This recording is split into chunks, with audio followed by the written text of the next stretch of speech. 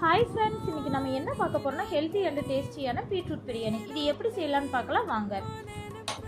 Stove on பண்ணி cooker வச்சுக்கோங்க. Cooker நல்லா ஹீட் ஆனதுக்கப்புறமா தேவையான அளவு எண்ணெய் சேர்த்துக்கோங்க. எண்ணெய் சூடானதுக்கப்புறமா பிரியாணி பீசஸ் போட்டுக்கோங்க. நீங்கள் வெட்டி வச்ச பெரிய வெங்காயத்தை போட்டு நல்லா வதக்கிக்கோங்க. சீவி வச்ச பீட்ரூட் போட்டு பச்சை வாசனை போக வதக்கிக்கோங்க. இப்போ 3 தக்காளி, 2 துண்டு இஞ்சி, 4-5 பல் பூண்டு இதெல்லாம் சேர்த்து அரைச்சி எடுத்துகிட்டு வந்துக்கலாம். அதையும் இதோடு ஆட் பண்ணி பச்சை வாசனை போக நல்லா வதக்கி விட்டுருங்க. இப்போ மசாலா பொடி சேர்த்துக்கலாம். 1 ஸ்பூன் மிளகாய்த்தூள், 1 ஸ்பூன் தனியாத்தூள் போட்டு அதையும் நல்லா கலந்து விட்டுக்கோங்க. இப்போ ஒரு கைப்பிடி அளவு மல்லி புதினா சேர்த்து அதையும் நல்லா வதக்கி விட்டுக்கோங்க. இப்போ கொஞ்சமாக தேவையான அளவு தயிர் சேர்த்து அதையும் நல்லா கலந்து விட்டுருங்க.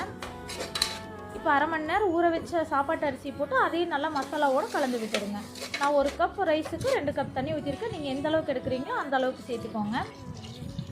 தேவையான அளவு உப்பு போட்டு நல்லா கலந்து விட்டுட்டு ஒரு கொதி வரட்டும். கொதி வந்ததுக்கப்புறமா மூடி வச்சு 2 விசில் விட்டு இறக்கிடுங்க. சூப்பரான பீட்ரூட் பிரியாணி ரெடிங்க. இது ரொம்ப டேஸ்ட்டாக இருக்கும். மறக்காமல் நீங்கள் ட்ரை பண்ணி பாருங்கள். தேங்க்யூ.